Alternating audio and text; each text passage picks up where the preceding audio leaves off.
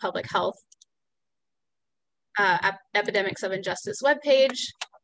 So feel free to share the link to that once you get a chance if there are folks who weren't able to join us today or you want to rewatch any of this on another day. My name is Lexis Grant. I'm one of the co-instructors for the course, and today our topic is mutual aid. We have two representatives from the Lethbridge Chicago, Eric Von Haynes and Amara Rebel Betty Martin. Eric Von Haynes is an artist, designer, printmaker, and founder of Flatlands Press. His art practice focuses on collaboration and community building via printmaking. Eric is also a co-founder and core organizer with the Lethbridge Chicago, a mutual aid group dedicated to fighting food scarcity and food waste. The Lethbridge places community refrigerators in neighborhoods across Chicago and encourages communities to engage and support their neighbors. Anyone can use the fridges by taking what they need and leaving what they can.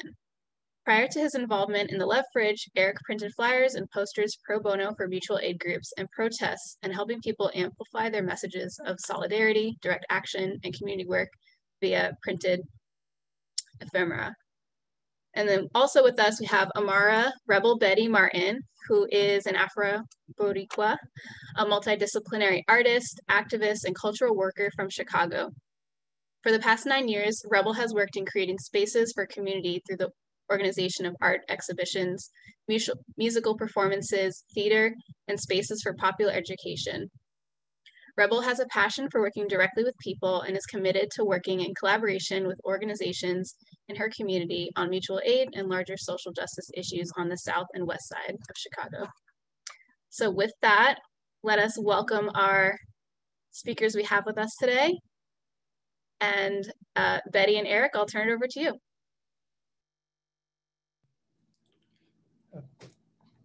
Hello, everyone. It's nice to meet you all.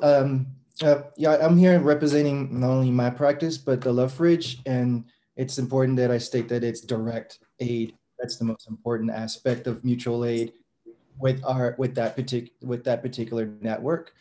And I'd love to just to talk about how I believe it's really important to understand that it's natural. In my context of working in mutual aid comes from my family background. And I think we all actually practice mutual aid. The radical aspect of it is actually in being introspective, I guess, and taking the time to recognize how we do practice it and acknowledging that it's the competitive aspects in the fake scarcity or the scarcity models they put in front of us that makes things seem more difficult. The Lethbridge for me has made that, it seems aspirational, but has made that more reality because we literally are just working with, it's a volunteer group. And as we add sites around Chicago, the community embraces those sites. And like my relationship with Betty, for instance, comes from way prior to the pandemic and us working with each other, and it's just natural. So it's really just about community and embracing what you can and helping where you can and skill sharing and acknowledging that there's not, we can take care of ourselves, but not to feel overburdened in asking for help, and that being mutual. That's where the mutual aspect really comes in, I believe. I was happy that Betty had time today to speak with us because of the site that we put up with her and Pilsen, some other Pilsen mutual aid groups, which I will let her go into more detail about. But the fact that we work together naturally because we were already working, we were seeking communication and seeking how to help each other. So it's like the more you reach out, the simpler the relationships become for getting resources to each other and finding ways to relate.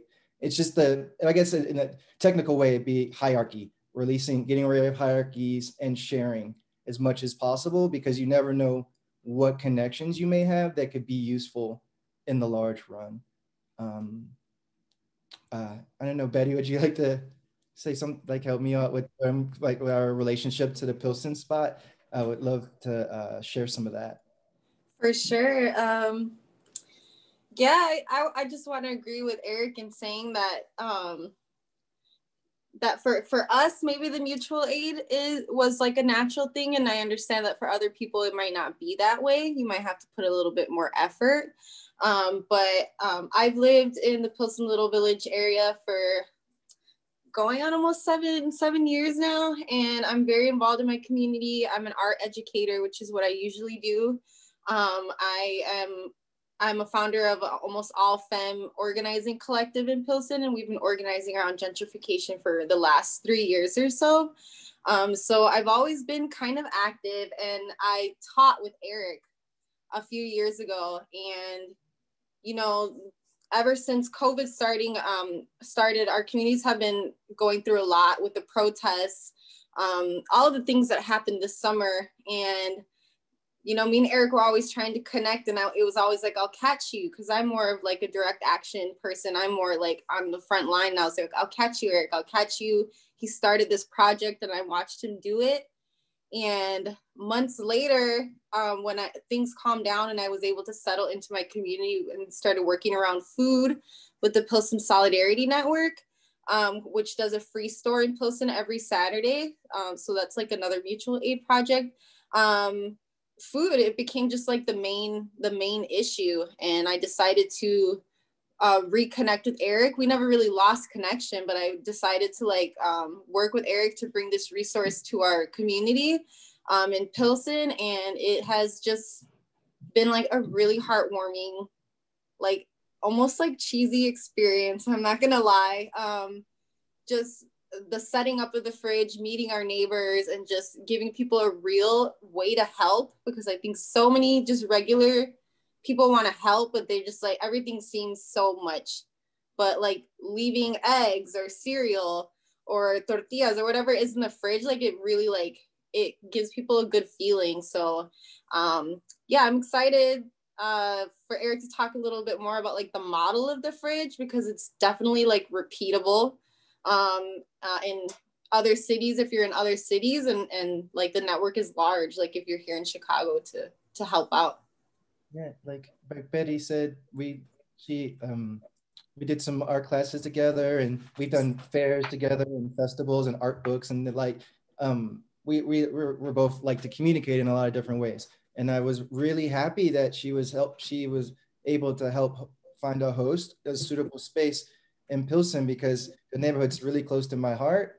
But it wasn't the first neighborhood. It was like, it took months to find a suitable space, because the idea isn't, we're not vendors, and the Love Fridge is not a vendor. We set up and help support a site if a host would like to have a site, and then we connect with the resources we have through all our other mutual aid brothers and sisters, and including people that give us resources.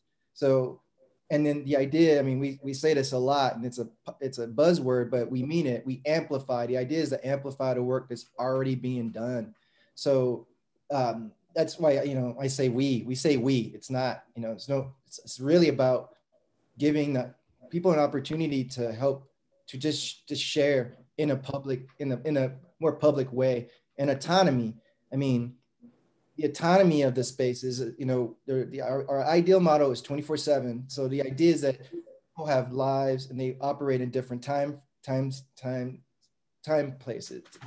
They have different places they have to be at different times. And the idea that we would even police or judge when people should have access to food is part of our ethos, is like to avoid those kind of things, or how much someone takes, or we don't judge at all. And that's a real big component to me about direct aid, is to not make those, it's not charity. The idea is if it's needed, we want to offer it if we can. And the sites are just that. I mean, all we do is offer support. Each one of these sites has the feeling of the community. The community picks an artist. We just support through like management systems and things like that. But the Pilsen site is so self-sufficient in a way, and with it being so close to the Pilsen food pantry, there's like a relationship that happens there as well. And 2 other mutual aid groups which are sponsoring that site, which I love. Long term, the idea is that we just want to be supportive, and everything we do is open source. So and we don't everything we do is open source. Is a national movement.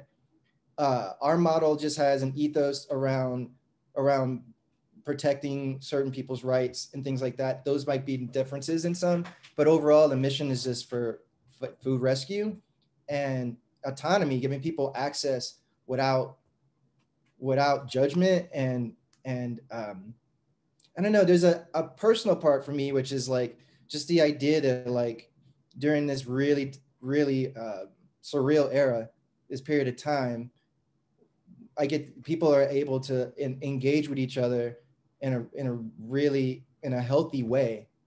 And it's been going, like our movement here is like 7.5 months old. And when we first started, you know, there were still a tremendous amount of riots.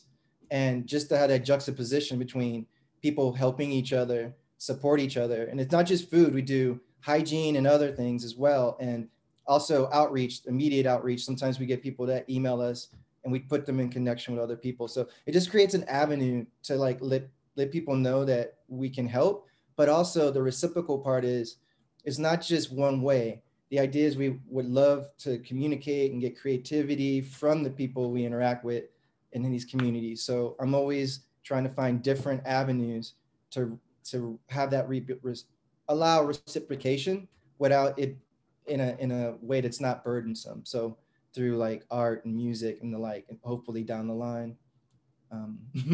Sorry.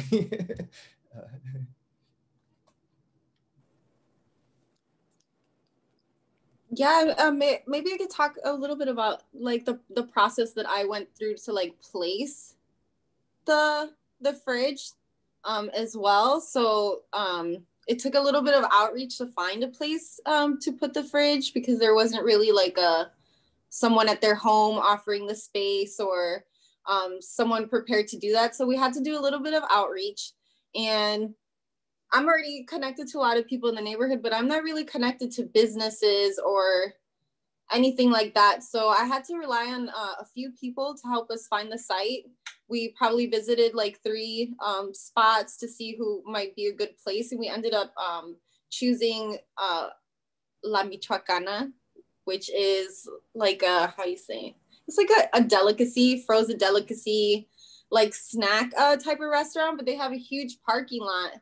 And we went to go visit the owner, and he was super nice. He was super open for the build out and everything. We pretty much have like a space where they're away from the door. They kind of have a little bit of privacy, or like where people can grab things without feeling like they're all in the business door. People are like looking at them. So and then he set up the electricity for us and everything. But he did kind of like test us when we went, you know, he was like, where are you from? Like, do you speak Spanish? So it's like, also, you know, when you're working in a community, you just have to like be like considering like who that business owner might be, like what connections you have to the community when you're going to ask like a favor of someone. So there were just a lot of things to consider before even going to ask the business, which is why I kind of recruited someone else from the community that had a little bit even more connections than me to come, and like that we could go in there united as if like more people were asking for this to happen. And I know for some people, like there are homes that are hosting a love fridge, and it's like an individual person that takes care of it and cleans it, and is the host. And sometimes it's businesses. There's also like a brewery. There's Port Ministries in is it back of the yards? Port Ministry has one, which is like a church. There's a lot of different types of places that host the fridges. But yeah, like Eric was saying, like just making sure it's accessible, and that overall, like it's not policed, because that can happen pretty quickly. Like in our community fridge, like, and even since the summer, just like we're working through a lot of anti-Blackness in our community, and there's a large transient community and different types of people that come in, and people are just, yeah, we had a couple of incidents of, oh, this person is taking too much. We need to put a camera on the fridge. And, you know, and it's understandable. No, this is a world of surveillance. You know, we just want to make things are safe, but we really try to make sure that people don't feel like any kind of shame taking whatever it is that they need from the fridge, even if someone else might feel like it's too much because you just don't know. Yeah, there's like 3 or 3.5 tiers that we work with and setting up sites that are farms or urban gardens, um, or retail, or like a storefront, like a Michikana, like she's speaking on, or a home. And sometimes they're both. There's a few that have gardens, urban gardens growing on homes, like out on the South Shore, Chef Fresh's spot. She has vegetables growing everywhere, and you're just allowed, for the community. And that was a beautiful site to set up. They were already comfortable with the idea of all of this fresh and like free vegetables and like vegetables, no fruit, all vegetables just available. And setting up that site was really wonderful, just to get to see how the neighborhood embraced the site. And like Betty's saying, each site they're just as nuanced as we are, right?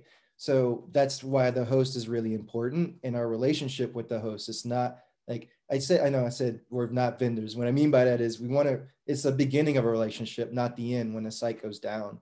And the idea is to like is to be as accommodating and to as helpful as we can on those sites, but not dictating even the diet. Like a good example, Mars. Betty brought up Mars, the Mars site. Some of us on the team, that was the second fridge site, and at the beginning, we were a little reluctant because we didn't know what the footprint would be and if it would be impactful there.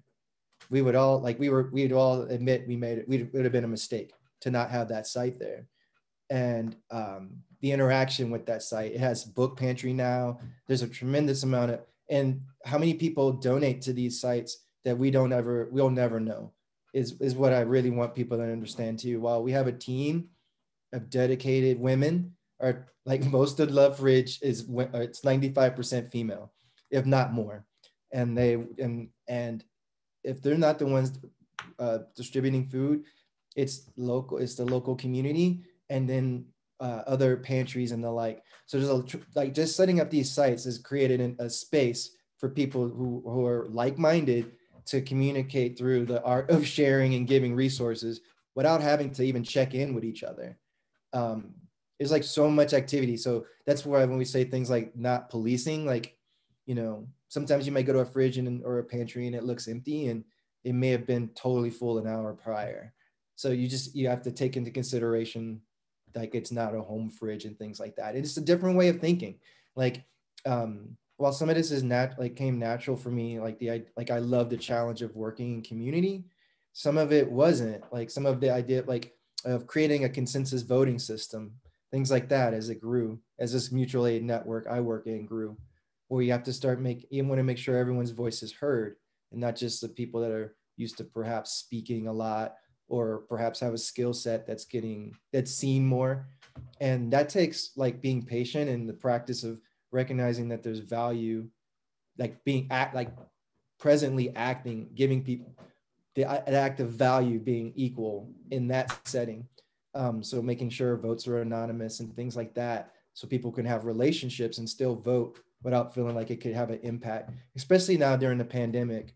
That interaction alone just is, sometimes I think about how we're doing a lot of this work emerged out of a really dark or dismal time for some people. And the idea that like a built family in a way, a new family, and a component of that. It's the way I feel about the people I work with. I don't know, I'm getting a little sentimental, but.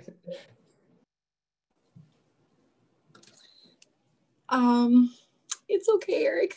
I get sentimental too when I think about the fridge. There's been moments where I'm just like, yeah, people really do care. And we just don't, because our communities are structured in the way that they are, there's not a space for people to talk about their feeling or how they're struggling. The fact that a lot of people in Pilsen cannot access food pantries because they don't have an ID, or all of these things that people don't have anyone to tell. And when they see you at the fridge, that's the type of organizing. I would stand at the fridge for 2 hours and just whoever's gonna talk. But I wanted to add more to what Eric was saying about the networks. And I know somebody had mentioned something about in the comments, the Pilsen fridge, it's not like I said, hey, I'm gonna put a fridge here and like whoever wants to help, like, you know, is gonna show up. I really asked around. I asked the Pilsen Solidarity Network if this was a need. And when they said that they were, I also asked, and Risa from the Love Fridge also helped us reach out to the Pilsen Food Pantry. And there's different restaurants involved. The people who did the bill did it for free.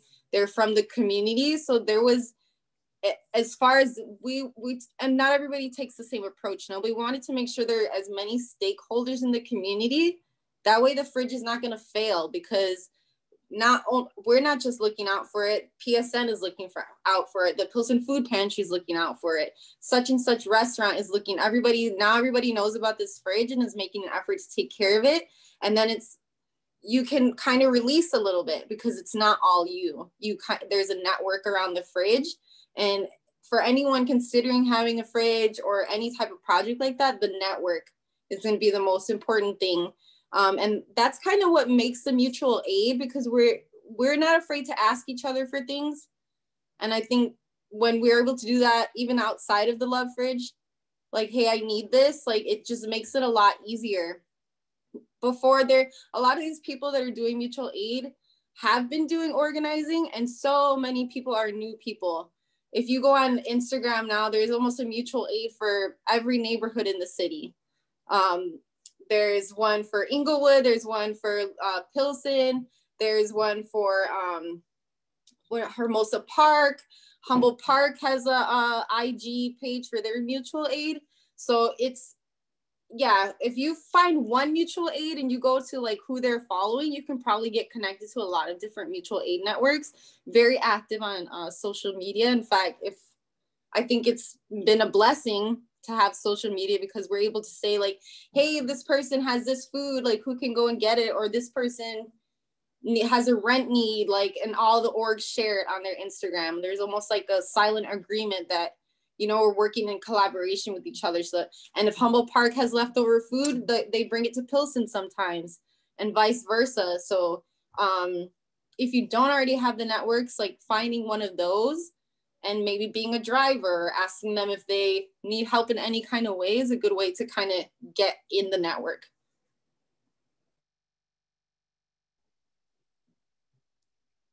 Yeah, I'd also say like there's like, well, the Love Fridge special, like we focus on food and food scarcity.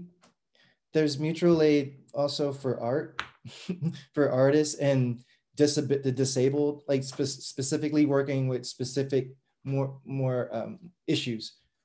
And so there may be things that you guys are working on around radicalness, and that is more specific. And there's a mutual aid group out there. I would not be surprised. The overlap, like before the Love Fridge network, we started building the Love Fridge network. I was invited to a national like Rezo, which is a print, like a type of printer. It was called the Justice League, and we are just doing pro bono. I was already doing pro bono printing work, but this, like during this period of time, there was a tremendous amount of marching and protest, and people wanted printed ephemera. And so I got put on this list. So I was able to make even more and ship it around the country. And that's the same concept, right? Of coming together, skill sharing, and being willing to donate time for something that's mutually beneficial. And then over time, every now and then they would give me some money to replace ink and stuff like that. But I wasn't doing it for that. But that it was in that system that they come back and help each other. So I just want, I guess, you know, I could get really technical, and there's a lot of really beautiful writing on mutual aid. But I just want to express, I believe it's just really what comes naturally to, I think, to us is just like being open-handed. And I think there's this idea of scarcity that makes people more defensive in how much time and energy we give, and if that'll be reciprocated. And it's trust. I think, you know, mutual aid is based on trust, building relationships based off of trust, versus like transactional relationships.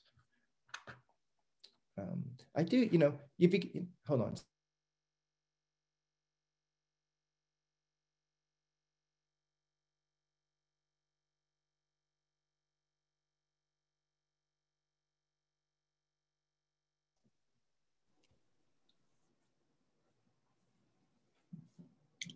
Also, don't worry about the questions in the chat. I'm collecting them, and so I've been collecting them in a Word doc, and so we'll have time to we'll be going through them as time permits.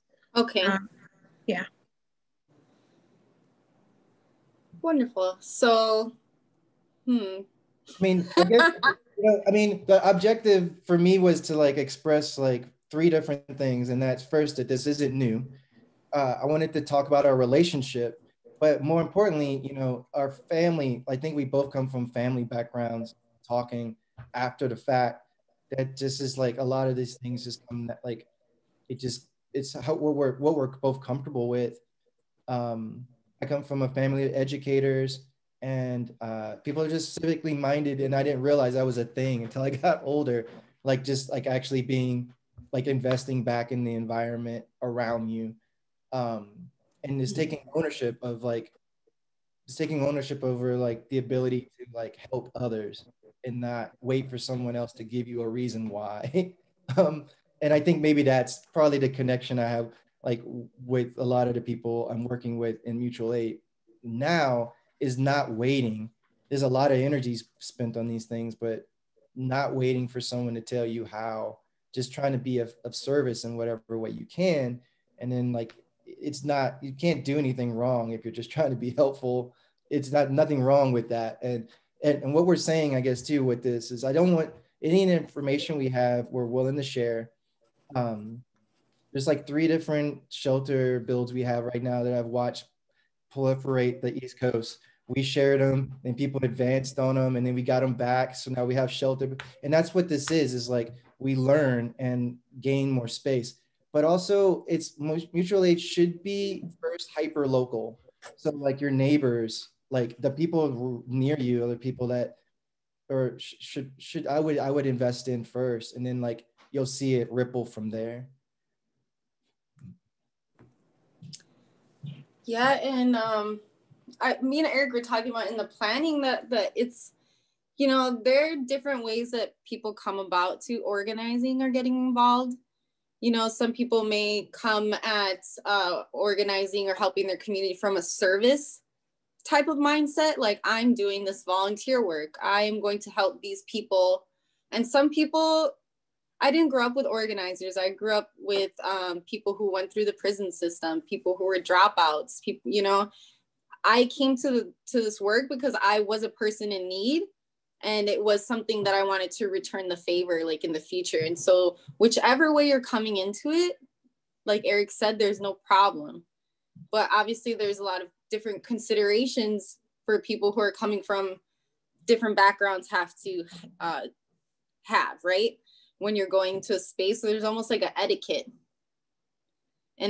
to working with the community. And I think removing that service, like, I don't know what is like, when people go to South America and they do this like service, right? This is not what we're talking about when we're talking about mutual aid, right? We're talking about using and white savior complex, it comes in all colors. Brown people are capable of doing that too, right? Brown people of different economic backgrounds, brown people of different educational background, right? So it doesn't, white savior complex, but sometimes within Black and brown people, there is classism, right? So the power dynamic, right? Power dynamics. Yeah. It's like, I mean, that's what that's the idea is like this, like I want to make sure everyone recognizes that I work in a network, but the idea is that the community is what makes this happen. Without the community's involved engagement, none of this would be possible. And that's what this is. Mutual aid for me is about the diminishment of that. When I say power to the people, like truly mean that. It's not like we may be a spoke on a wheel, but that's it. Like it's about the wheel itself, not about any one individual's interaction in it. And I think that's what's made it, for me, it's where the momentum nationally is coming from, because the more people invest with each other, it's natural already. The more they invest with each other and they create a healthier environment mentally, it's self-fulfilling, right? And that's a big part of how we operate in this anyway, is we fulfill, the world is ours. we set this up, and as working together, we're able to like find a mutual path. It's really simple, really, right? A mutual path that we want to take care of each, we want to make sure everyone's good. We all know that no one should be starving in this country. I mean, we just focus on food rescue and food waste alone. And that's something like within this network we focus on, because the more that it's like we just have to put effort into helping each other, and then and that's we can't wait. There's no waiting on someone else. We are the help. And, there's not some outside force. We are the help in all ways. That's why I say start with your neighbor, right? Not like Yeah. And going off of that, I think one of the things that came out of the summer and all the organizing that happened over the summer and the mutual aid starting is that I specifically like come from a background of studying Zapatista women and studying the way that they create their structures of power. And so I see a lot of orgs shifting towards a leaderless way of working around mutual aid and a way of organizing. And I think that has it's taken a lot of those power dynamics out of it, especially with the Love Fridge project. There's no one leader everybody has to answer to. There's no like main figure. It is the network, and it's obvious in all of the work. And I think that is an important way for your organizing to just be a little bit more equal, to be less hierarchical, to not, there's no boss, right? You're there because you want to be there. And I think that's a good consideration to take if you're starting something or if you're going into it. Like we're on an equal setting. Definitely. I mean, definitely. That's like Cosmos Ray introduced me to the concept of talking about mutual aid as a practice. And I believe, and that's the way I operate with it. It's not, I mean, you can go on Wiki, I could show you a bunch of like graphs and all of that, but it's a practice.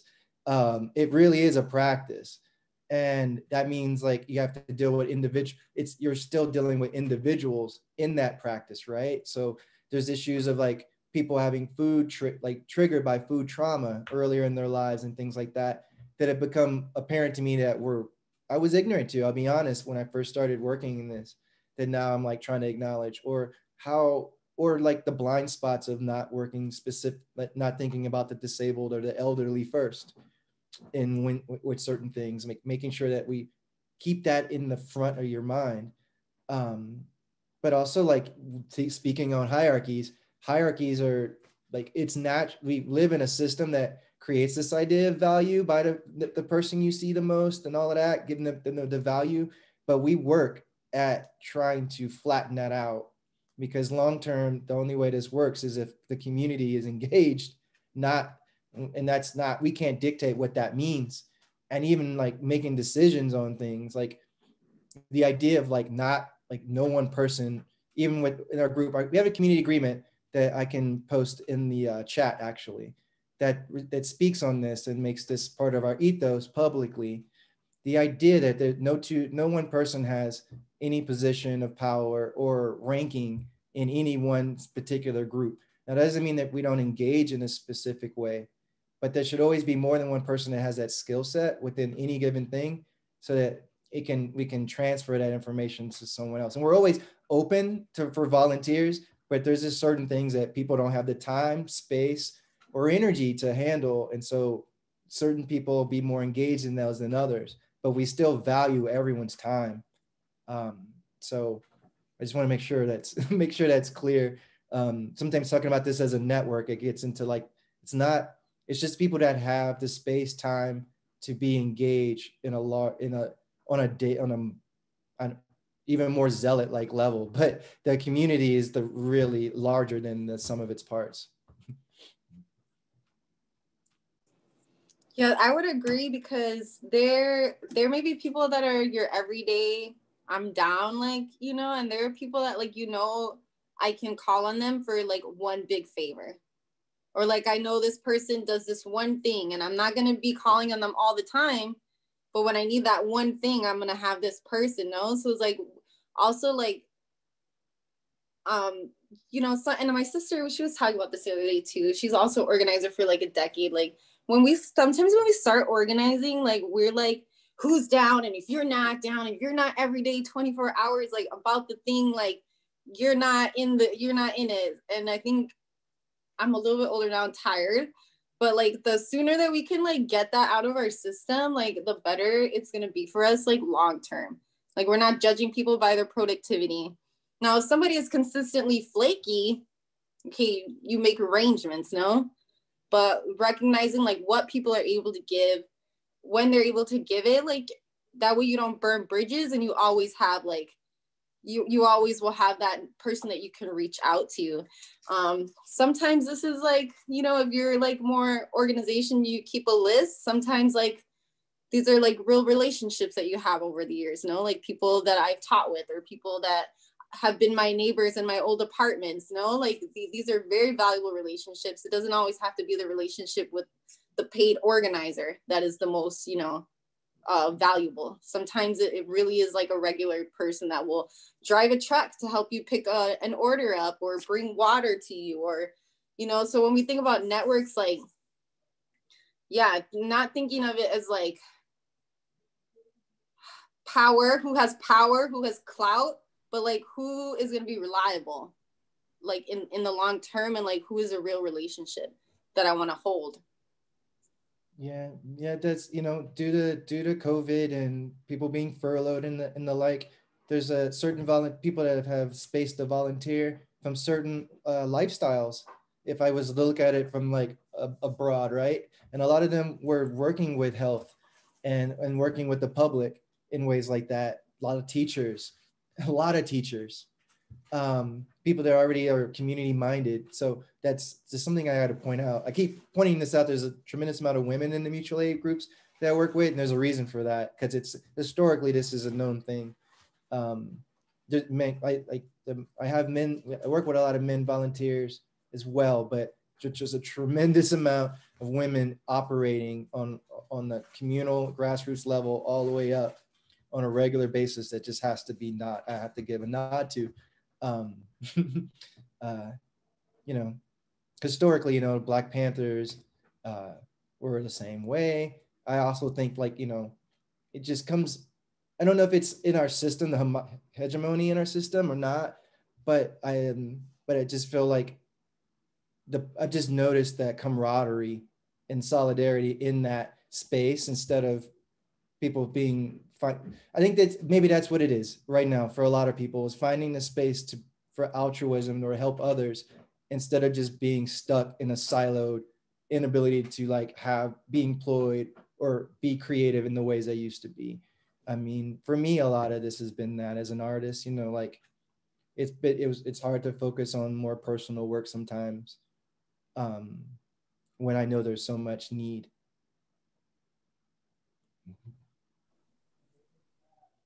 Yeah, and to be honest, when I saw that Eric and Ramon started this project, two people that I've known, the art world and the organizing world don't intersect that often. You know, I'm also like a DJ, so I've known the other co-founder, Ramon, for a long time as artists.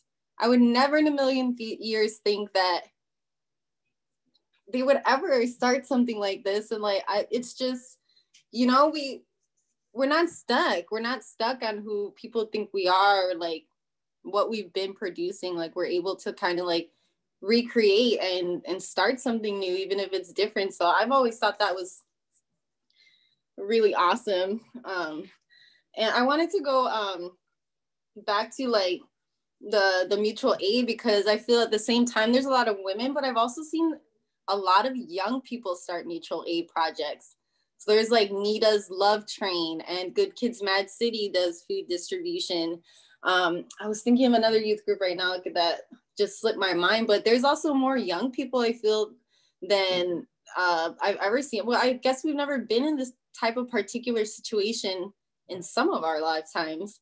But to see young people also organizing, I know Miss, what is it Miss Inglewood? I follow her. I don't know. I like it. I'm like down with it. I feel like it's inspiration, but there's like a lot of young people and people that you don't traditionally like see elevated in organizer roles because of respectability politics, because of power dynamics. People don't have a nonprofit or like someone connected to them with power, but like this, ever since the summer, I have like I'm not centering myself. I'm like, I want to center Black organizers because I feel like they were the ones who suffered after the riots, who did not have food in their communities and had to find a way to feed them. And I feel like that was an inspiration to a lot of people across the city, like Ramon, Eric, like this is the year of the Black organizer in Chicago. And I've learned so much.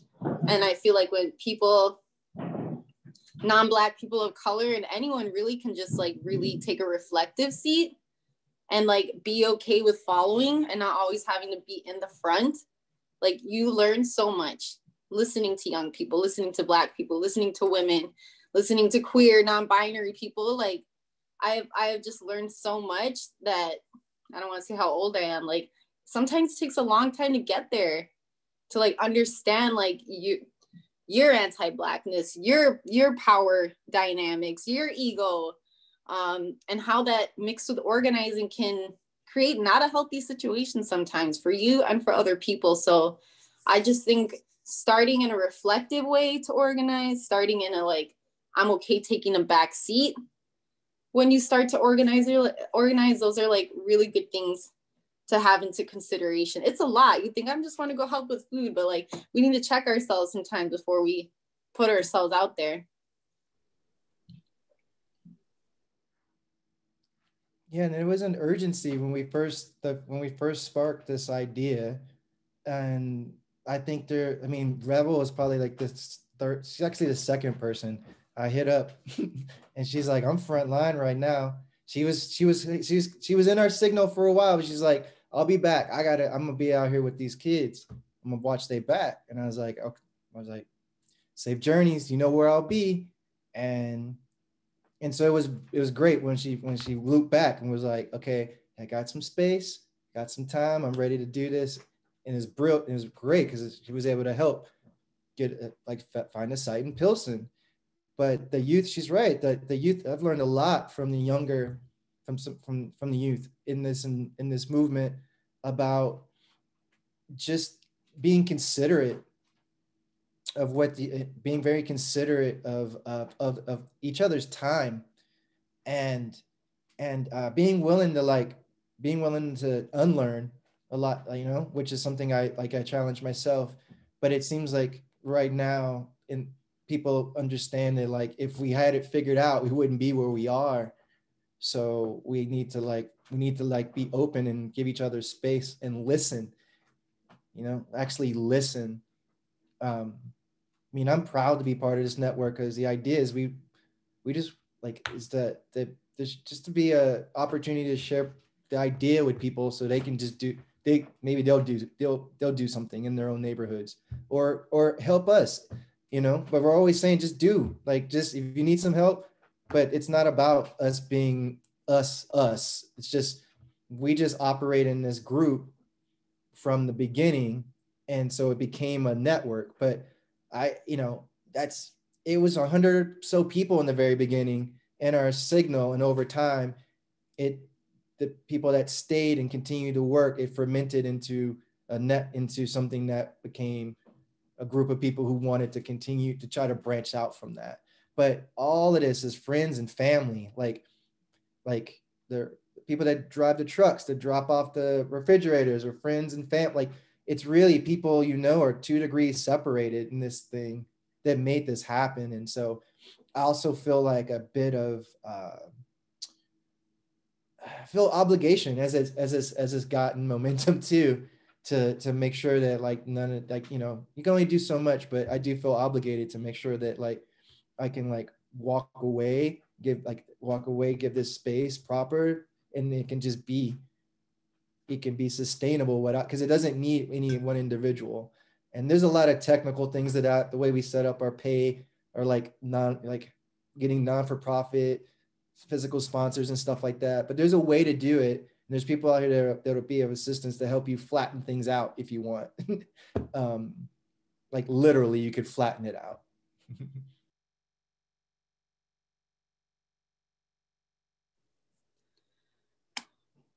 I just wanted to say, I do agree that I just also want to give love to the people that I know, like, are consistently reliable. I feel like Eric, you're one of those people, and like Risa is definitely one of those people. And like, I know, I just want to say, like, I don't know if you took a break, if everything will be okay, but it probably would. But I just want to say, like, you're integral. Respect. Period. Respect. Just want to say that.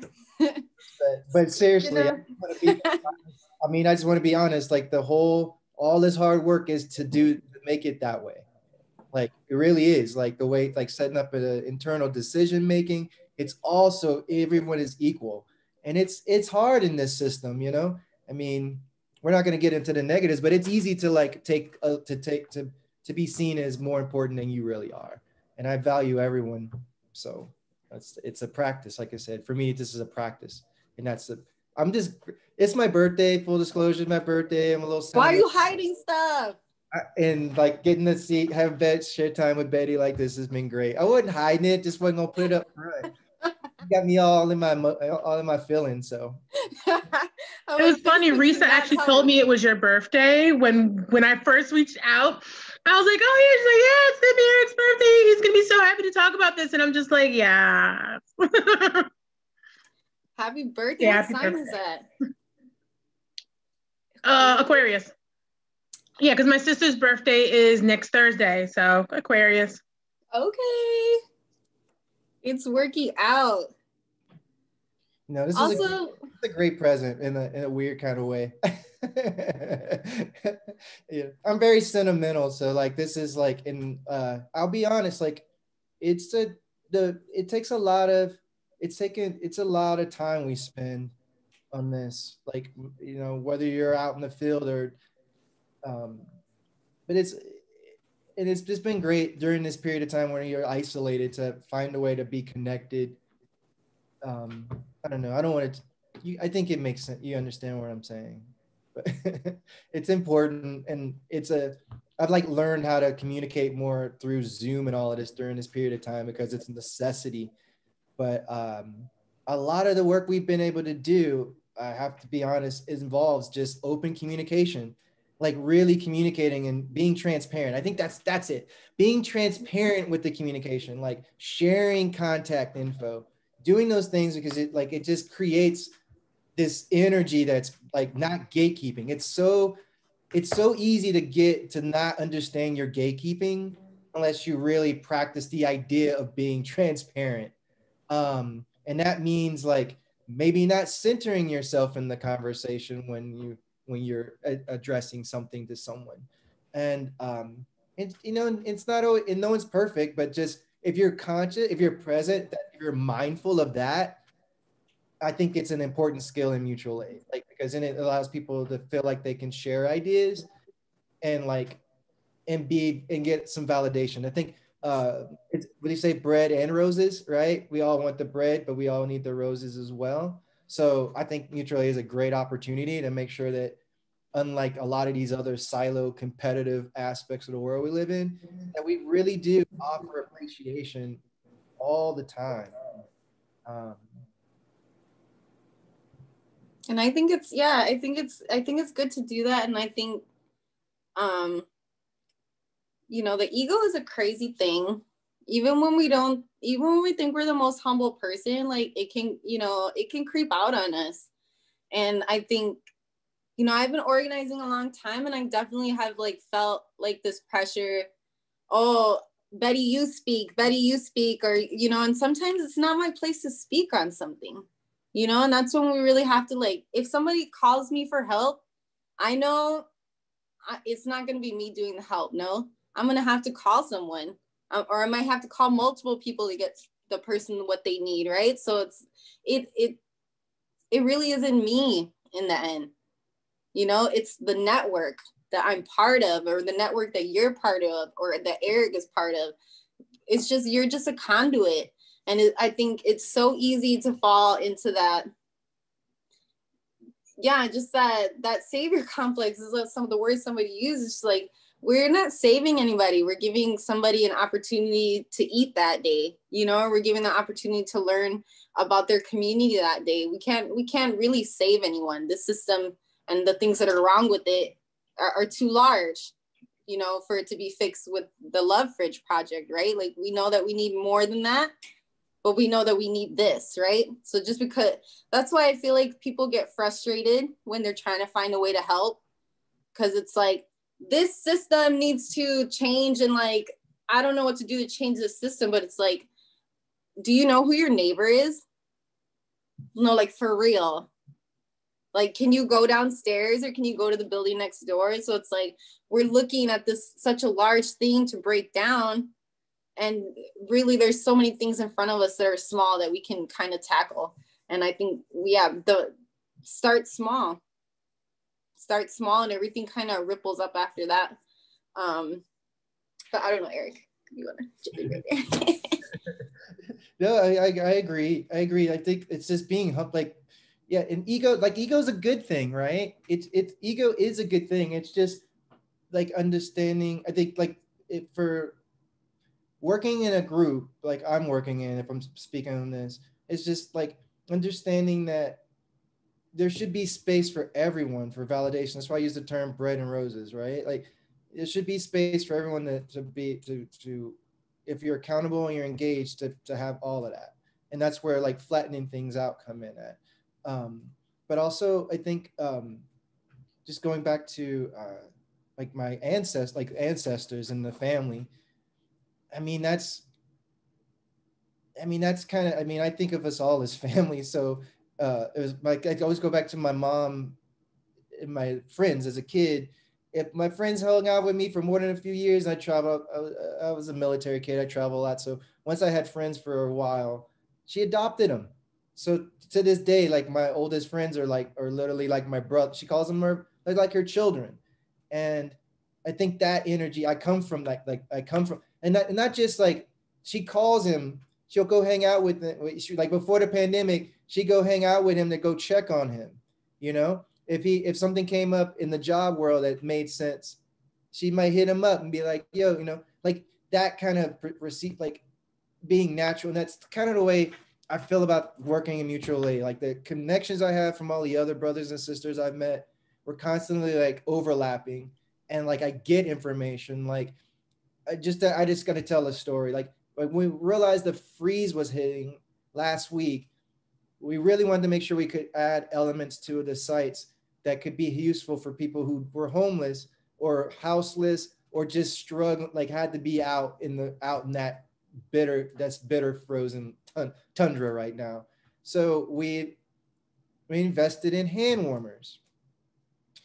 And I guess, like, how do I say this? Like, so we know that we want to work with encampment areas and the like, but instead of like playing into the savior, like I want to be impactful right now, I have the opportunity through the mutual aid brothers and sisters I have to have connections with people who just focus on encampments.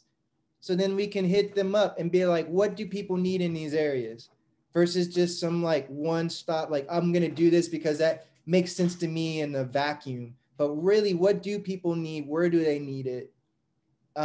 That's what the networks mean to me. That's what I think is impactful with the networks, is not wasting time on trying to do research on something that taking counsel, as I would say, right? That's probably a better way of putting it. Like leaning on your friends and allies and peers for counsel. So respecting the knowledge that they have. And that's important too. Like you really need to respect the people you're working with to have to and so you can learn and listen. Like I said earlier, be mindful and listen. But working together, it's like just been really, like I said, I just feel like I spoke on a wheel. And the longer this goes on, the more I'm seeing just the inertia from that wheel spinning. And now there's like, it's a national movement, you know, we're getting we're getting, it's, people are building maps of the nation and this happening around the nation. And it's all by people. This is all us doing it. in this time when we're supposed to be so divided, you know, just wanted to point that out. Like during this time, we're supposed to be so divided and isolated. People are connecting and like as Ramon would say, with love, like in a token of love, which is making sure our brothers and sisters have food. And yeah, so we I wanted to, because I'm loving all of this.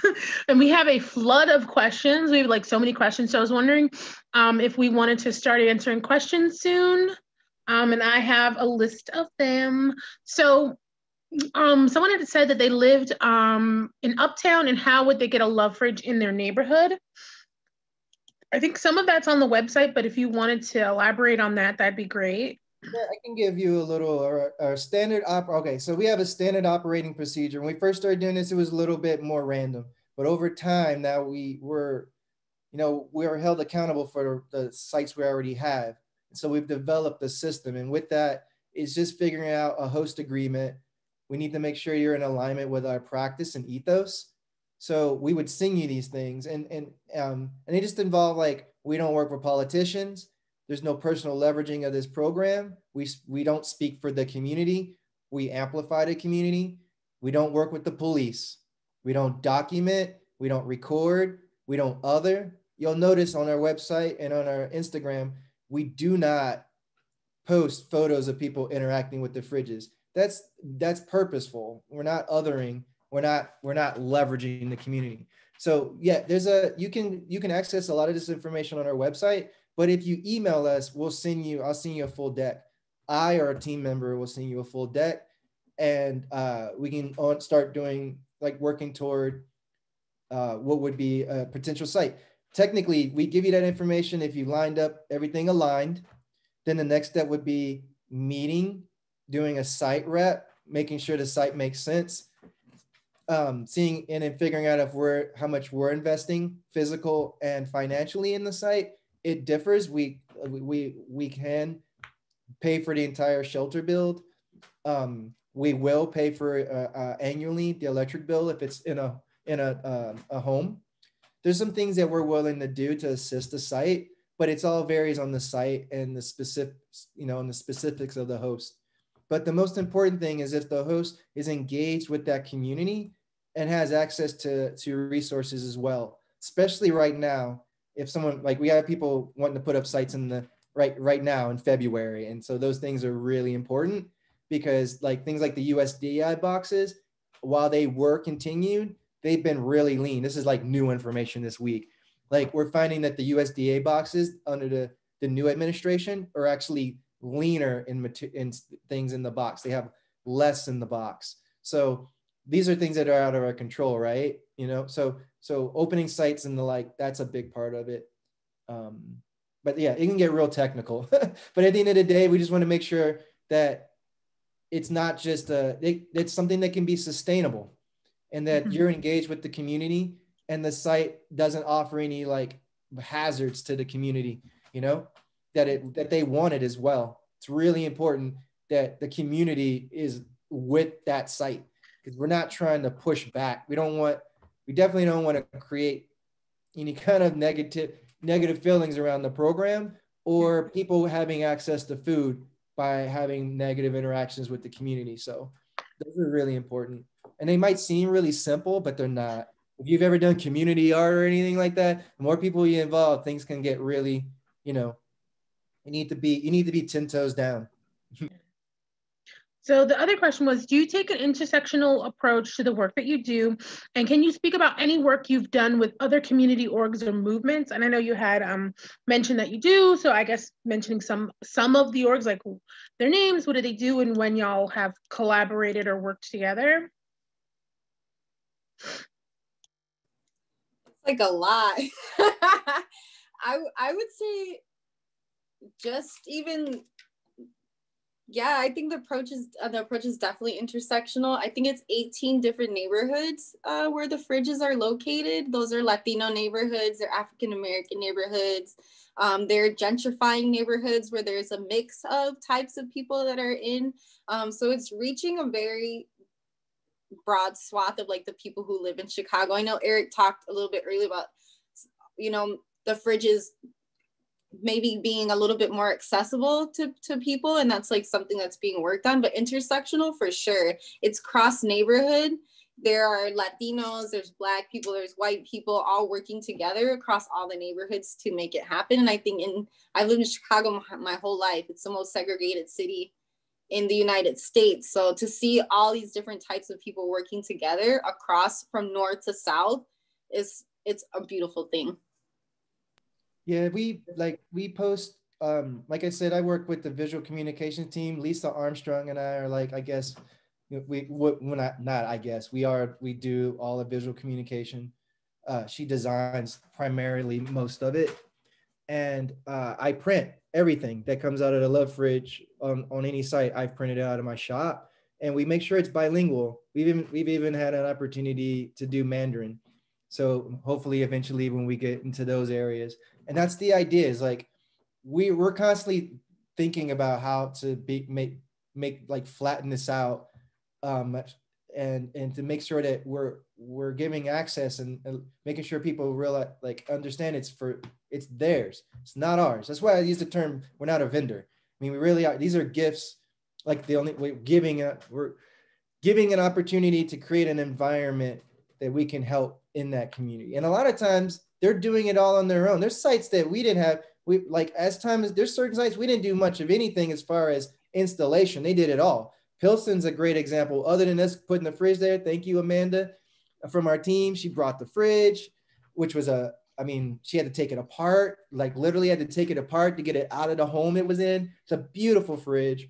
But everything else, the Pilsen that happened on the Blue Island site was all done by the community. And, they didn't, and Betty will tell you, I kept asking, like, do you need anyone to do? Like, no, we got this. And that was fast too. It was like within a week, it went from being on site to up.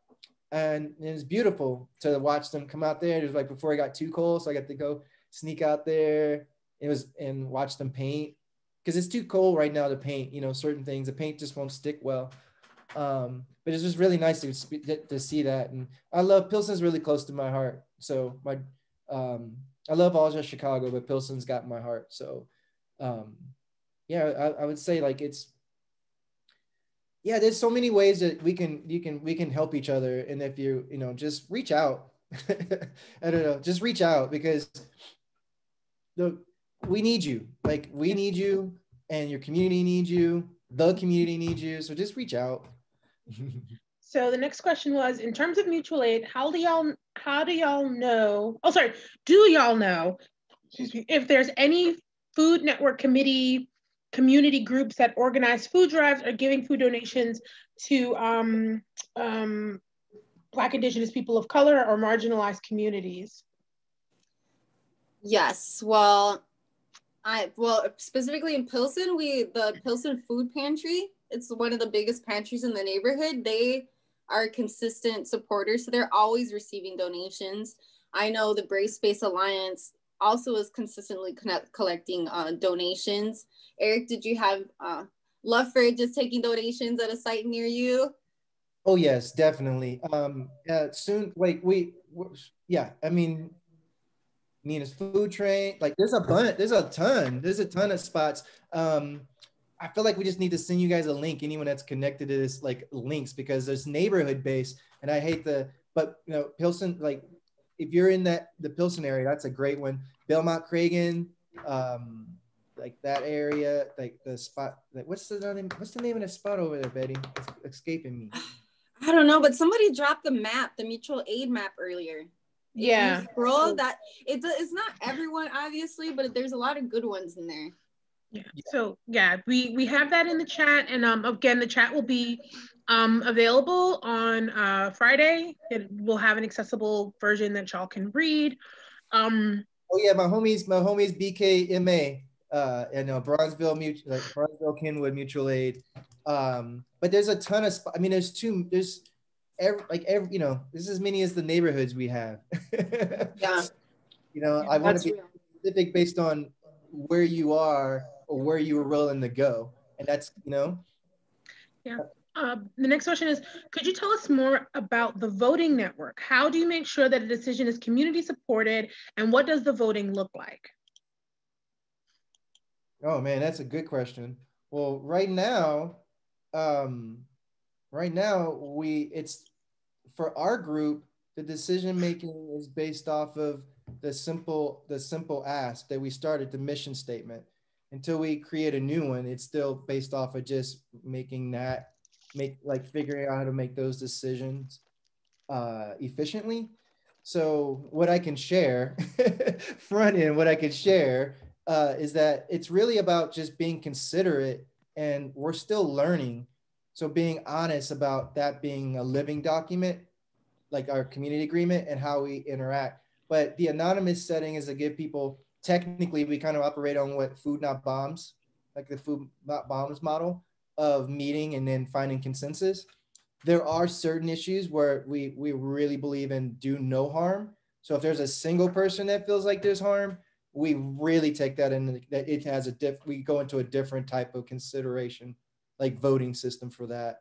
Um, but like I said, it's really about just making sure that everyone's voice is equal, and then it's anonymous, and there's a way to have to interject maybe things that you want us to discuss prior to voting without it being you being singled out. So as we grow in the network, there won't be validation by someone who's been in the network or been available to people that have been voting for a longer period of time. So it's pretty simple because we're a small group.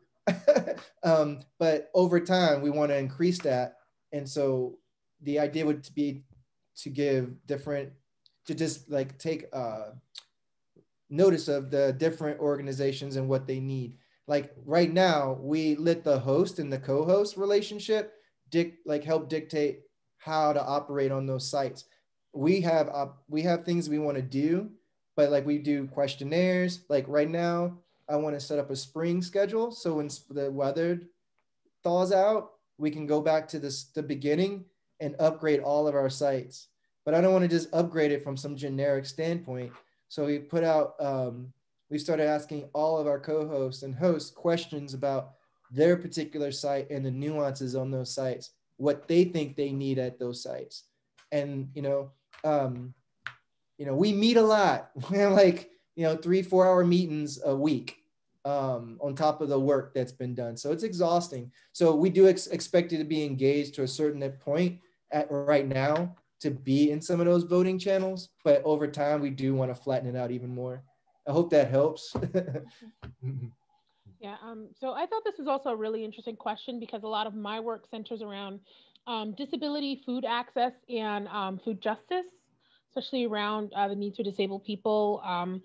And so this one was, does the community attempt to provide for people that are sensitive to certain foods? How would creating a fridge or pantry for them work? We do vegan. We have a tremendous amount of. We focus on offering multiple types of like dietary things for diet, but we don't really focus on things that we don't really have a allergy or setting or any of that. Everything's labeled like it would be at a store for the most point. And if it's not, we put labels on it when we do our meal programs, like when we put meals in. But we do focus on things that are vegan. So we do have those options like meat and non-meat, but we're food rescue. So it's important to understand we take what we can get. So, like we get things from farmers markets, we get things from UGC, we get things from partners sometimes that'll have things that are short shelf life. And but we try to maximize how much resources we can offer. So we're not really picky about those things. But we do make sure things are labeled. That's a big one. Everything should be labeled in our sites. As far as there was a second part to that, right? It says, how do you create how would you create or go about creating a fridge or a pantry for them? How would that work, creating a pantry or something for people who are sensitive to certain foods? And I think you answered that when you were talking about labeling and things like that. Okay. The next question, oh, sorry. The next question is, How do people who benefit from the fridge find out about it? Are you aware of community members, this is in the second part of the question, who grab and deliver for those who are homebound? Funny enough, I actually do. I'm not going to get into that now because this is not my time. But would you, I guess either of you like to speak on either of those questions? I know in our particular example, we flyered, and one of the requests was obviously to have a flyer that could be in Spanish. And we went around to different businesses. We passed most of them out at the Pilsen Solidarity Network does a free store every Saturday at Harrison Park. So everyone that stops by or pass there is getting a flyer. The distribution boxes that they deliver to the homes get a flyer. So we really try to go out and spread the flyers, post them up in businesses and hand them to people who are doing direct service already in their language, no? And then the other part of it was, oh, it was the home delivery that you said? Yeah, are there members of the community who are grabbing food and delivering for those who are homebound? I know in our particular fridge, since we're connected to the Pilsen Solidarity Network, they already are doing a home delivery for people who live in the neighborhood. So it's not something that had to be recreated. It was just, we were kind of wanting to offer a 24-hour resource for people who maybe couldn't wait for the boxes or didn't have access to the services that were already being provided. Yeah, there's other groups. I mean, sometimes there's a nuance within our drivers. They might take some meals because they're en route because we all work together. But there's groups that specifically work on that on home delivery, where we focus on food rescue and food on sites for so people can have access to it without having to engage. I mean, we don't have it's not that we don't want to engage, we want to give people that choice. So there's because some people just want to be left alone. They don't really want all of that interaction, you know? And also, I think it's really important too, while this is about food, dealing with food apartheid, we also want to introduce the idea that isn't just for those that have not, that we want to make sure these are if you want something, you can have it too. It's not just based off of you having absolutely nothing. So, when we put the spot up in Little Village, our very first spot is called the Love Shack.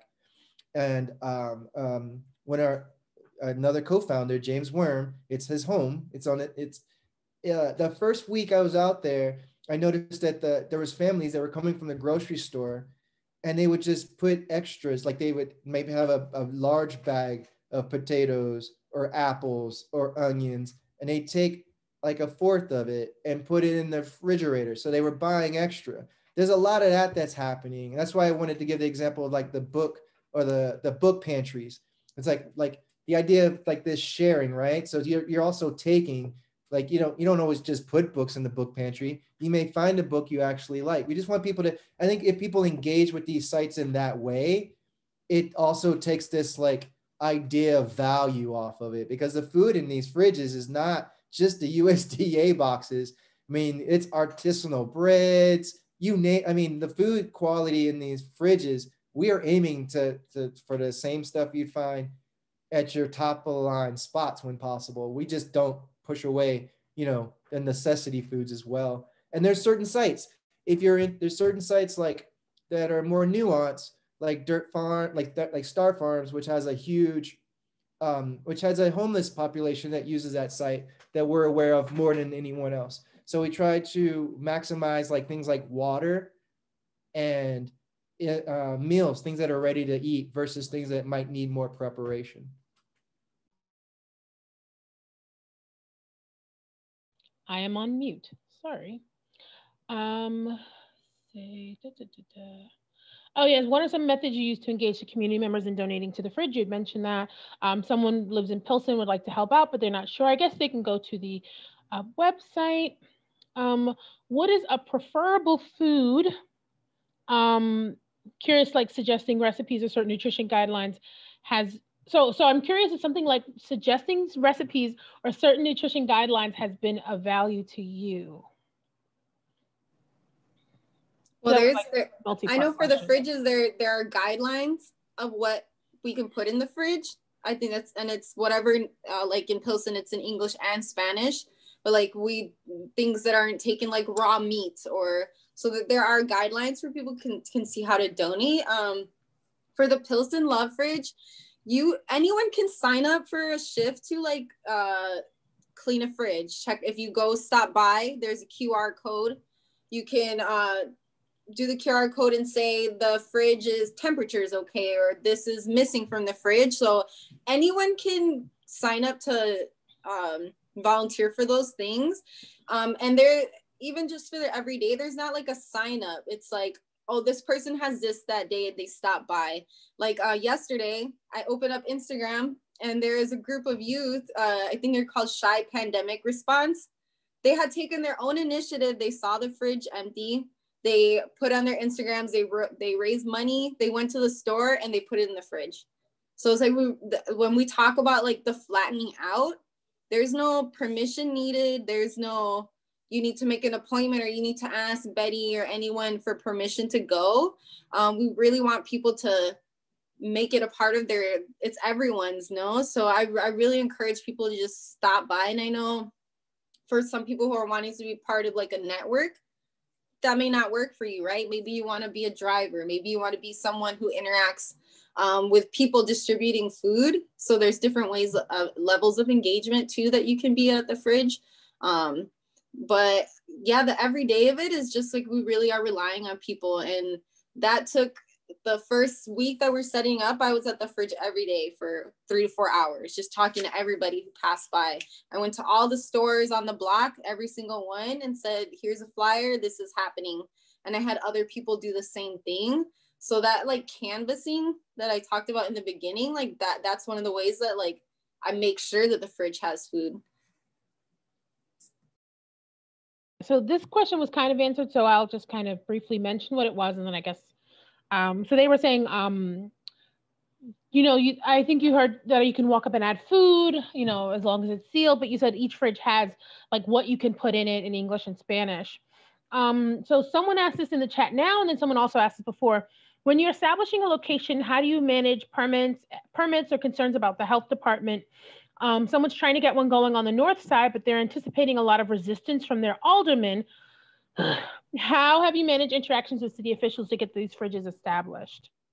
I mean, each one's different, but a big part of our upfront, Betty just mentioned this, we have a community agreement, and part of that is what we recommend and what we don't want in the fridges. And we have overlap while we steward the fridges and make sure the temp is appropriate for storing food. Like a big one is raw meat and things like that. You will get people, we have to steward these sites because you will get people putting things in them sometimes and not putting them in there in the appropriate place. We clean them regularly. There's a lot of work. Like when we say steward them, like there's a lot of work that goes into that. But aldermen are like, they're just like everyone else. It's individual, like that interaction. We've had overwhelmingly positive interactions with all of these folks so far. And I think a big part of that is they want to be on the right side of helping people, right? At worst, we've had people ask to have extra safety locks and things put on stuff because they had fears from like the 80s of kids jumping in a fridge, not understanding that you can't lock yourself in the modern day fridges, but like technical things like that. But we're like I said, we're here to help. So it's just as nuanced as like your neighbors might be, right? Each neighborhood is different. Because of, I believe, the cultural capital we've got comes from the relationships and the hosts we have. I could just talk for an hour just about Stone Temple and their relationship to Chicago, to Black, to Black autonomy, to Black citizenship alone, and their outreach just during the pandemic with allowing people to make like just that alone. So these are the kind of people that support this project, so that's what these aldermen or whatever would be going against, would be the community, right? That's trying to help each other. Oh, thank you. So just trying to make sure we have time. Could you speak a little bit more about the relationship between mutual aid versus organizing for policy change? What can be achieved with mutual aid that can't be with policy and vice versa? Well, policy doesn't really create relationships. I feel like policy is like we talked about, like the levels of change. Like their policies here, and like like you want to be that ground level. It's just different, right? And I think the thing about mutual aid and just the tenets of it, it's not about politics. It's totally removed from it. It's about relationships. It's a little bit closer on the decolonization scale than the legislative uh, branch of like change, right? And not to say, yeah, the mutual aid networks I work with, we don't really mess with politicians. Just to get back to that, like, someone mentioned like cultural capital, like, and also someone mentioned personal leveraging. Politics and public figures are leveraging community work to build their careers. Mutual aid is a flattened relationship building, community power building structure.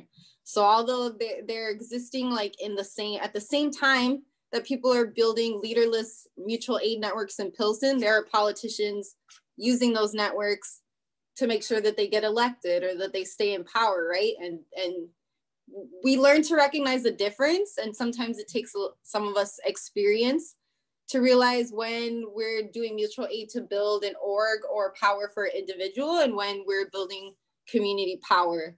And it's really critical that we are able to distinguish the difference. Yeah, and I agree. And I just would add this policy, the difference between mutual aid and policy is mutual aid is immediate, like direct can be direct, right? Like you directly see your neighbor is an issue that's problematic, and you come together to find a solution immediately, not like on somebody's lunch, like between somebody's vacations and pay, and paid days on. I mean, that's huge. I mean, policies take forever for a reason. Everybody got to get paid. Meanwhile, there's people that are hurting, and that's where mutual aid comes in at that in between, right? Where I guess we'd say that we're the mortar between the brick, right? Between these big ideas is what's keeping that together. Like while like all these USDA boxes, for instance, like the government's dropping them, but who's making sure they get to the people? The mutual aid groups are. That's how they're like, I mean, that's like, like, and even that, like that, like they're underrated because they don't deal with the undocumented. So even the rates at which like we're not getting enough because there's not a realistic expectation on what the communities really are. So we know that because we are part of the community, and we are actually there. Policy doesn't, that's where policy fails, because it's based off of, to me, it can be based off of stats, right? Or that's assumed reality versus what's really happening, and the immediate, and you don't really deal with the immediate. Yeah, I really love that answer. So we have about 4 more minutes, so I'm going to try and get through as many as possible. What are some strategies to shift kind of an organization group from a volunteer service org to a mutual aid one?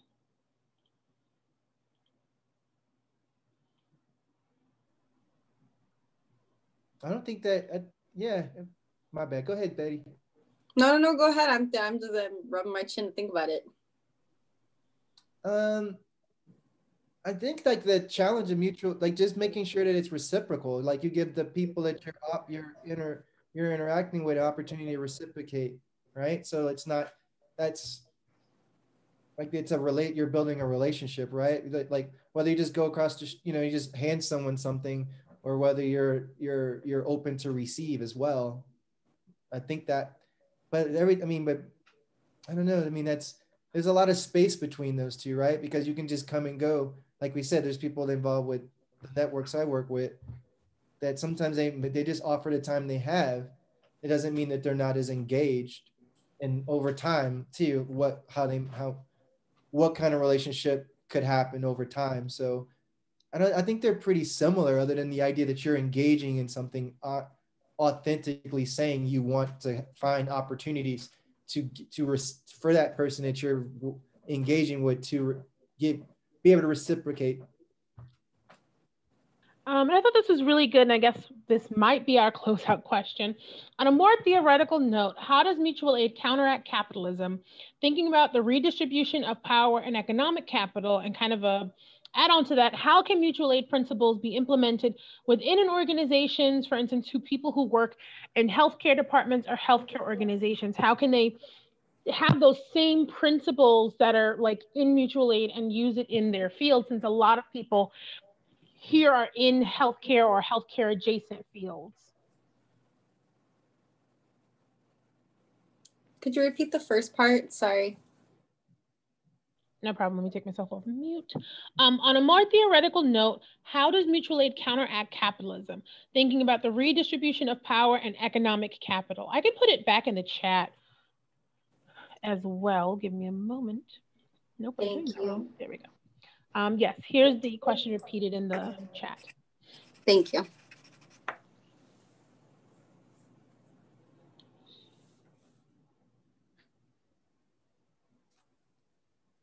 Well, I would say that mutual aid is a reaction and an alternative to capitalism. Capitalism is saying that we may have all that we need, but if you don't have the money to pay for it, you're not going to get it. And mutual aid says we have all we need, and we're going to find a way to make sure that we all have it. And, you know, a lot of the things that we talked about, the fact that no one's getting paid, boom, anti-capitalism. Nobody's getting paid for this work. It's all volunteer. Even when there is money, people are not getting paid. And like, that's, I think that's one of the, I think people want to help, and their first idea sometimes is, let me run and create a nonprofit, or let me, create this organization that's going to do this work. And I think mutual aid says, like, let's work within what we already have, and there's no need to create something else to filter it. It's like really going through the community. And I think I just feel like no middleman helping your neighbor, like that for me is as anti-capitalist as it gets. Eric? Yeah, I think I agree with all that, but also the illusion of breaking down the illusion of abstract labor, right? And value, like valuing and like specialty, right? Like NFPs, for instance, with people go to school specifically for a particular thing, and then they get paid to do that and tell the community what they need. And mutual aid is about the community like dictating what it needs and everyone having equal value. And capitalism, right? A big part of capitalism is the illusion of scarcity, which is why I brought that up earlier. Like, we deal with the abundancy mindset, the idea that we will find what we need for our neighbor. Like, that I don't need to covet everything that's in front of me because that's all I see. And that's the illusion of scarcity is what powers capitalism. I mean, just look up diamonds, like the value of that, or, what's the value in our system right now of a teacher over a cop, like this, like there's their illusion. We know there's and I think that's what mutual aid does for me. It's the practice of showing the illusion of capitalism's importance. Like, we would be okay without capitalism. Mutual aid is old as man. I mean, that's the thing. Old as humankind, that's how we, there's some theories. There's a few theories on that being how we got here, not Darwin. I mean, if we want to go down that route, right? Like, there's the idea that Darwin, in this whole, civilization and flattening out the wilderness and all that, is actually flawed, completely flawed. It's the opposite of that is how we got here. You can look at the way animals and even vegetation, the root structures, they all interact with each other and they help each other because it's a mutual, like there's a mutual need to survive. It's, I like to focus on the aspirational parts of that, but just technically, if we don't take care of each other, we're all doomed. Absolutely. And even, you know, capitalism is like Eric is saying, like the creating that value. And I think we're living in a time more and more where there are certain types of organizers and certain type of work that is going to get capital from corporations, from people giving out grants.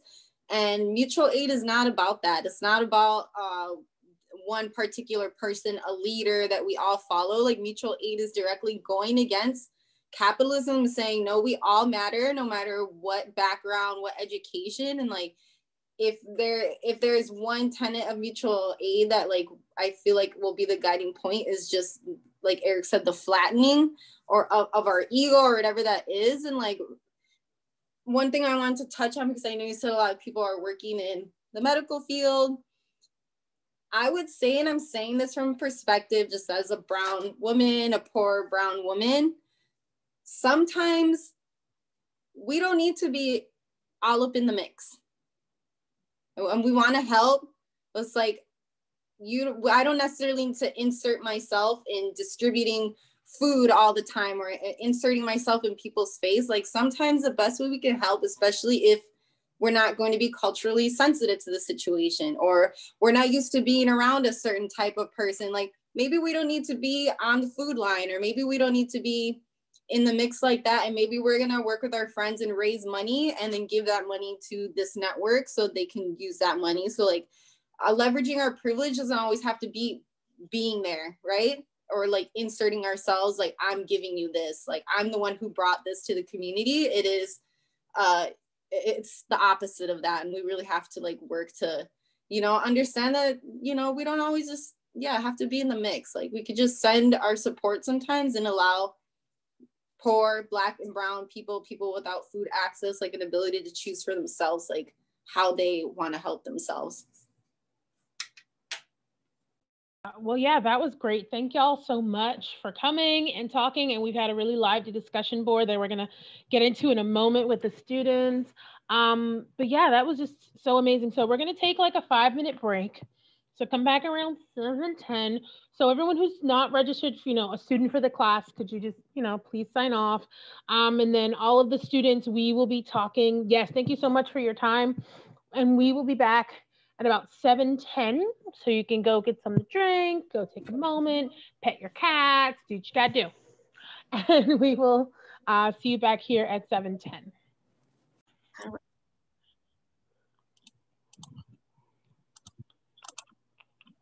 Okay. Yeah, so Ms. Torres is gonna kind of lead the discussion today. And for folks, we saw that there was like a lot of great questions posed in the discussion board this week. So if you want to, you know, kind of like restate those in the chat, or say hi, turn on your mics or cameras, with kind of some reflections. So I think some of those questions that were in the chat kind of got addressed by the presentation. So I'm really excited for our discussion. Ms. Torres, take it away. So I was actually really excited to bring these presenters today because I've been doing mutual aid work for years, and there were some questions. I'm trying to find one of the last ones that couldn't be answered. Oh, here we go. It was like about the food recommendations.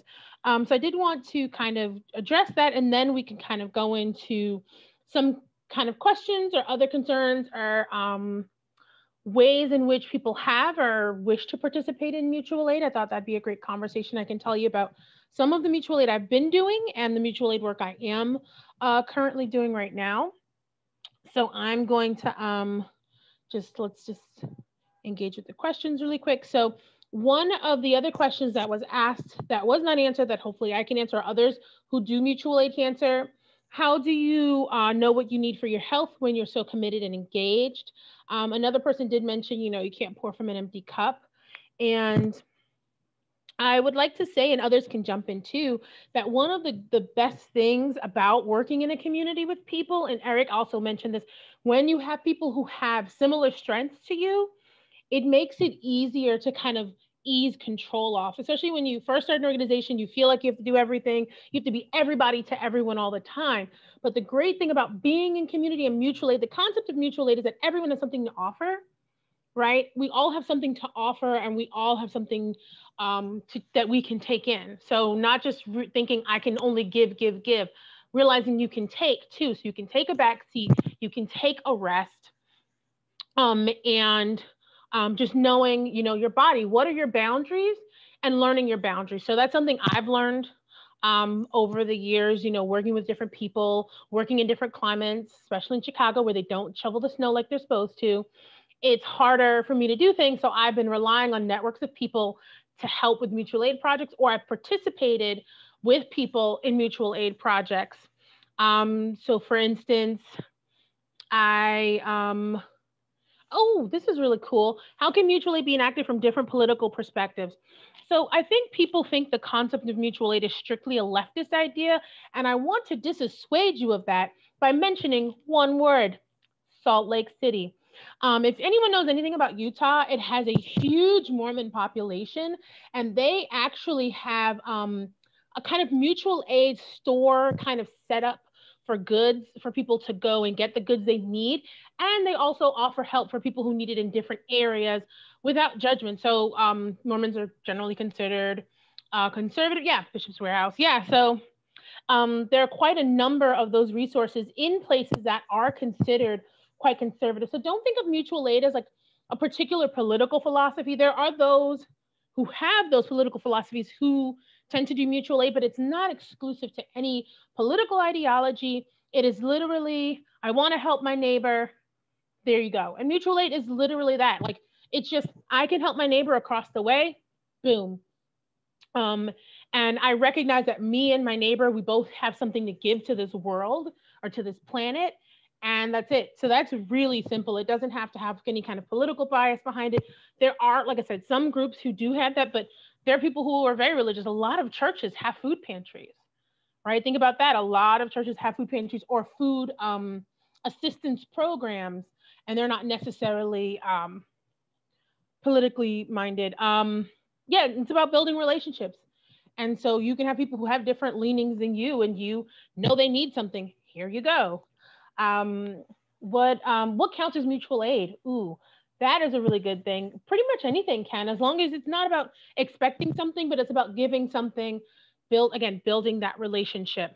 So mental health first aid, that is actually a program. My friends actually mentioned it to me too, where you can help people going through some kind of crisis, and you learn kind of how to do that on a more, I would say with a more nuanced level. So say I have a friend, I don't have the mental health aid certificate, who's going through a crisis.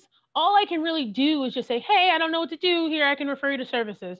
But if I have that, maybe I can do more. Maybe we can have a more in-depth interaction, and I can find better services rather than generic services for them.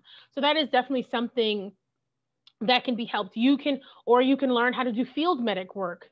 So people who are in healthcare, if you have some kind of healthcare knowledge, there are field medic trainings for people to do.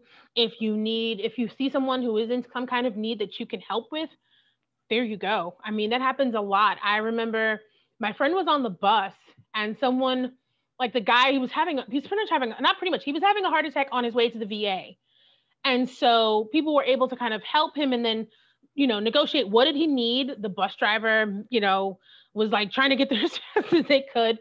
And someone went with him into the VA to explain, hey, I was on the bus with him. This is what I saw. This is his situation. And he got the care he needed, the appropriate care, quicker, rather than, oh, let's go through all of these questions. No, this is what's happening to him. We were on the bus together. Boom. And it happens quickly. So a lot of students act about, mutual aid relationship and principles or anarchism. So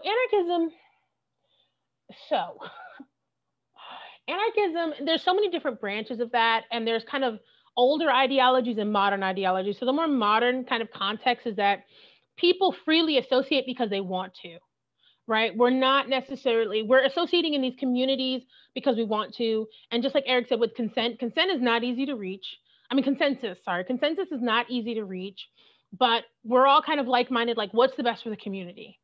That's kind of the thing. Like, we're all in this community together because we want to be. We're all a part of this group because we want to be, and we're all equal members. So if you've been in a particular group doing work for 10 years versus 6 months, your voice really still matters because you're also bringing something new in.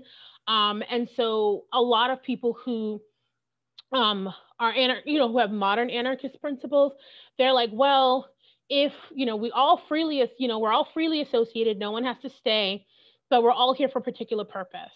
And so, for instance, Food Not Bombs, they mentioned their purpose is to give to people. They make meals, they prepare food, they rescue food, and they give it out to the community. Some just do food, some do kind of over-the-counter medicine, some focus on houseless people, so they go to places where houseless people are congregated. And that is how they all do, and they all volunteer, they cook the food together, and again, they're freely associating. Someone's like, I don't want to do this week, that's fine, right? So that is something to think about. And like I said, there's a whole lot of different branches of different kind of more left or radical ideologies. So it all really depends on the group you're talking about. That's also something too. Are there indicators to identify initiatives or organizations that are not mutual aid? A street medic course with the Fun CPD. Oh, that's great. Thank you. Yeah, building relationships. So generally so mutual aid is kind of, I don't want to say in opposition, but it's kind of this, mutual aid, a lot of it says it's not charity. So a lot of charities have this very structured organization where it's like, we take the money and then we determine how people get the money, who gets the money. So I tell this story a lot. I have friends who are Japanese, and at one point there was this huge, wasn't a hurricane. It was a huge earthquake. It was the one that the Fukushima Daiichi. I am butchering that so badly, and a lot of people were suffering from the reactors messing up. So we reached out to the Red Cross to do some work, and they said, okay, any money raised, we take 50% off the top for administrative costs, and then the rest we distribute. And that wasn't something we were comfortable with. We were like, well, if we raise $1,000, only 500 will go to victims. And so some organizations have that. You'll have these kind of overhead costs. You'll have most people in mutual aid organizations don't get paid. So that's another indicator. If there's a bunch of people getting paid, like there's 20, 30 people getting paid, that's also an indicator that it's kind of more structured and hierarchical rather than mutual aid. So mutual aid is more horizontal. Again, even though, for instance, Eric and Betty are both in the organization, they are not the only people there. They don't make all the decisions. They don't even make most of the decisions. They said they vote, right? And the community tells them what they need rather than them dictating to the community. They're not saying, oh, you're in this neighborhood, this is what you need. It's them listening to the community and helping to facilitate those needs. And so that can be a really big indicator too. Who has the decision-making power? Is it communal? Is it the community? Are these people who are part of these groups taking advice from the community? And I can give you an example. I work with a group, Social Practice Labs, and every week I cook. I cook a meal for 4 Chicago families of 6. So I make 24 meals every week. Last week we couldn't, right? Because there were so many advisories and the person who delivers the food, their car messed up. So we did? We just directly gave the money to families. Like, here you go. Here's the money for food. And there you go. But this week, for instance, like I'm still making the meat sauce for the ziti, but every week I've been collecting funds from the community. I tell people what I'm doing. I get the food delivered or the ingredients delivered. I cut it up. I cook it. I spend like 6 or so hours every Friday finishing that, and it goes out to the families. And a few of them are disabled. So they have told me, I need something that I can open with one hand. Another person, they're like, I can't have spicy food because I have dietary restrictions.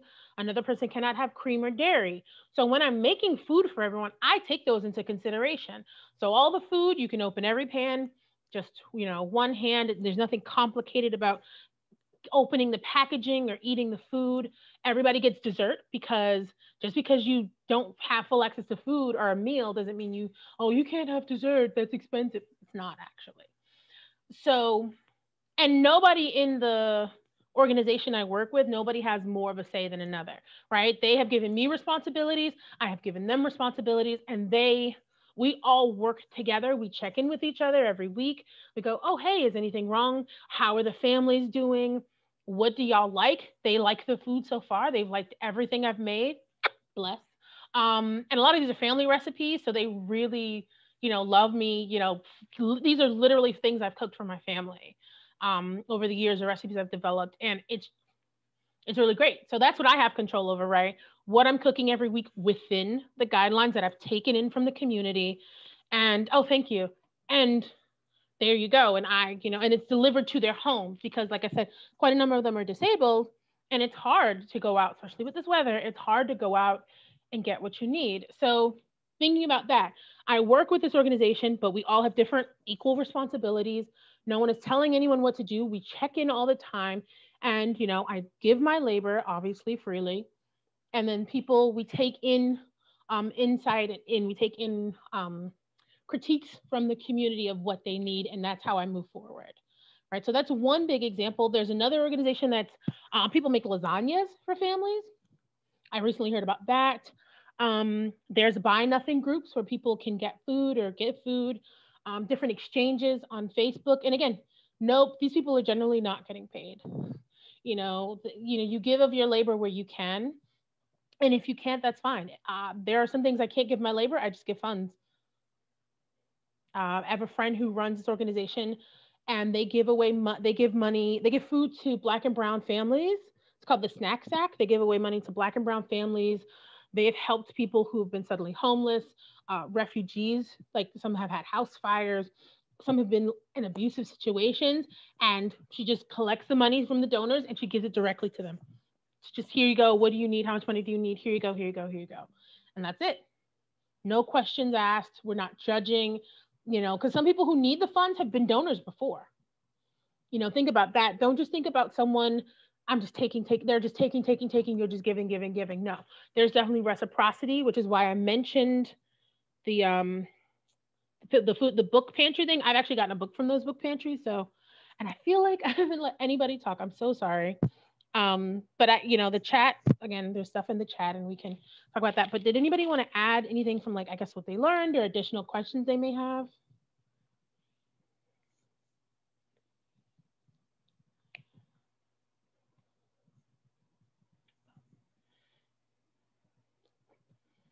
Yeah, so we can leave it open. I can be on for 45 more minutes. And we can just have pretty candid conversations, or, we can talk about the mutual aid hub, some mutual aid projects people might want to start or work on, and we can help direct them. I have a friend named Autumn. She does a lot of work with homeless people with pets. There's a group called Paw Salvation, because homeless people have pets, and sometimes people try and take them away because they think they're not being taken care of. So they do help provide food and supplies for homeless people and their pets. And she just started something. She took money and she's buying CTA passes so that homeless people can go to the warming buses, and they can take a ride on the warming bus. So she actually, I gave her money last night. This morning, that's what she did. Yeah. Yeah, it has been really long, but if people want to stay on, ask more questions, we're definitely open to that. But I'm really glad y'all seem to be liking and engaged in the mutual aid stuff. So yeah. I can't hear you, Sarah. Your mic is muted. Oh yeah, it's awesome. It was like reflexive. Yeah. Cool.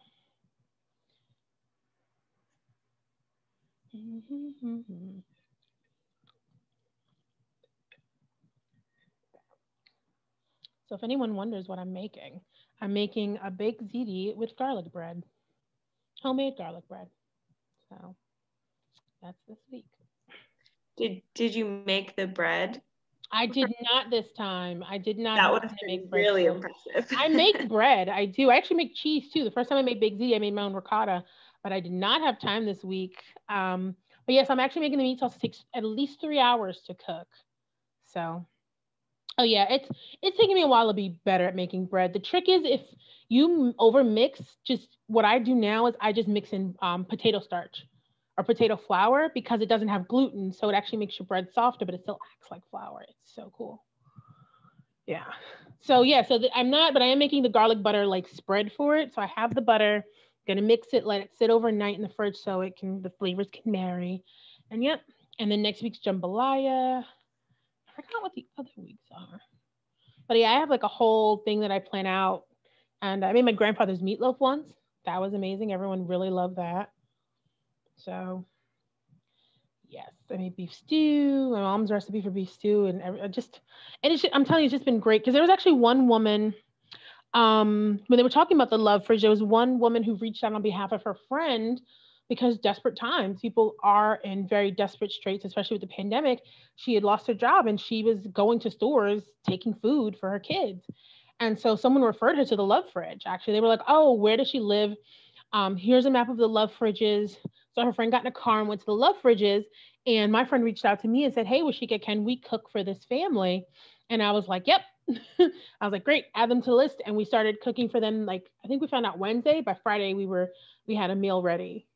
And we've been giving them meals and other people meals ever since. So it's been just really great. And like the book I recommended, A Paradise Built in Hell, actually talks about this huge, I think it was a San Francisco earthquake, like huge earthquake that happened, 9/11, I think two other or three other disasters, and how people came together. So this is a normative thing. I think because of the society we live in, we're not, the idea that people come together during times of crisis is sometimes obscured, but it's actually historically been true that during times of crisis, we're brought together.